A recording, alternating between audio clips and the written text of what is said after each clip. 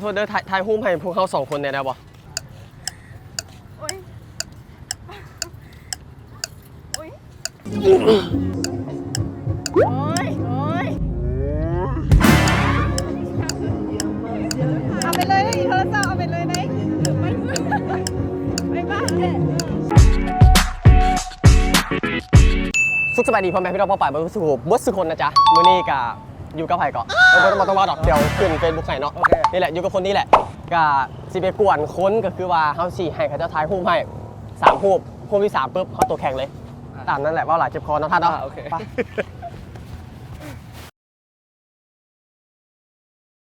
สำหรับวิดีโอนี้เนาะได้การสนับสนุนจากคิง999ลาวเนาะใครอยากพูดว่าคิง999ลาวนั้นเป็นอย่างกะเข้าไปเลยนี่เลยตามไอดีไลน์นี่เลย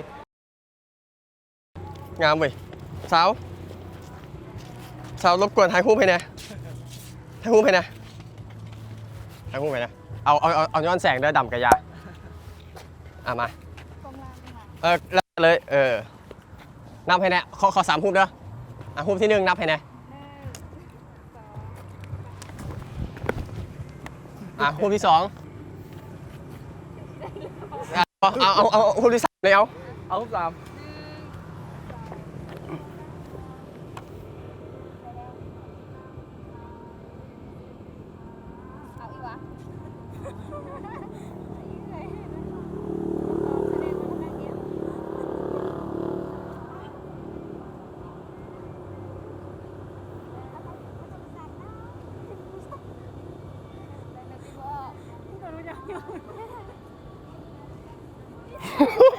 ขามึงสั่นบ่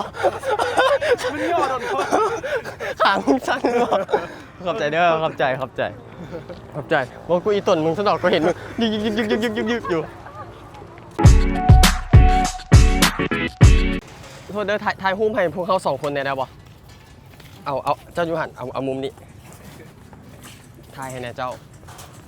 ขอ3รูปเด้อนับให้แน่มันเลื่อมปะอ๋อต้องอยู่มุมนี้อ๋อโอเคได้นับให้เนี่ยโดยยิ้มโอเคยิ้ม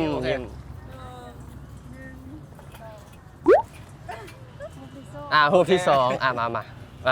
นับ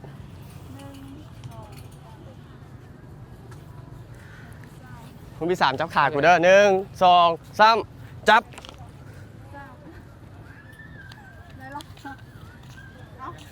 ได้ละ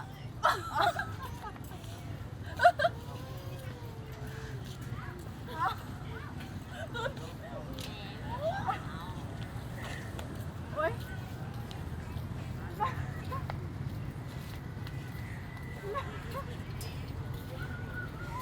เป็นยังไงโอ๊ยโอ๊ยโอ้กูเมื่อยขอบใจเด้อขอบใจเป็นยังไงฮู้ซื้อยังไงว่าสัมภาษณ์เนี่ยฮู้ซื้อยังไงคันมาทายฮู้ไผ่แล้วคนเขาเจ้าตัวแข่งแบบนี้นะเอ้าตกใจกดไลค์ขอบใจเด้อขอบใจ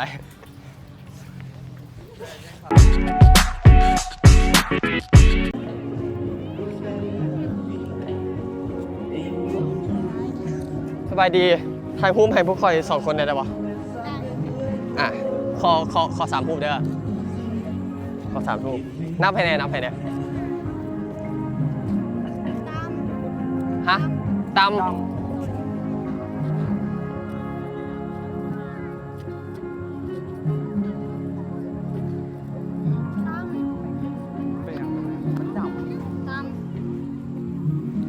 จะถ่ายให้เนี่ย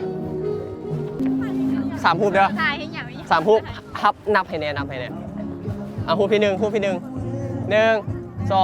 3เอารูปที่3ไหม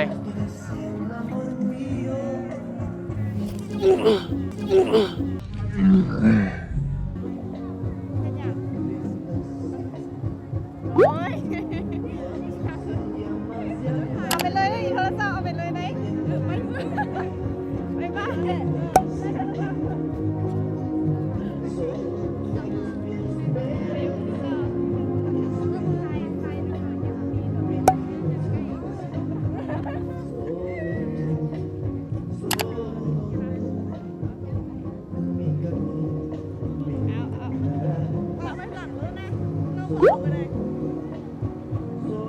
อ้เมื่อยขอบใจเด้อขอบใจที่ให้ขวดบ๊ายบายให้กล้องนะ สำหรับมื้อนี้เนาะเฮาได้มากวนหลายคนกันเลย ซึ่งว่าเป็นเครื่องทำอิฐที่ว่าทัดเองเนาะได้มาอีหยังจังซี่รู้สึกว่ามันเป็นอีหยังที่ใหม่ๆแล้วก็กวนตีนดี กวนให้คนด่าดีนะเดี๋ยวมื้อหน้าเดี๋ยวมีโอกาสว่างๆเดี๋ยวมาจอยกันใหม่บ่ไหมบ่อยากว่าอย่างไรวะอายุวันหนึงวะ ไม่พอแล้วพอแล้วเนาะก็ขอบใจท่านที่กัน โอเค ขอบใจที่กันที่ได้มาเห็นคลิปแบบนี้นำกันเนาะ โอเค ก็ฝากทุกคนติดตามเนาะ ขอบใจ ขอบใจด้วยทุกคน ขอบใจหลายๆ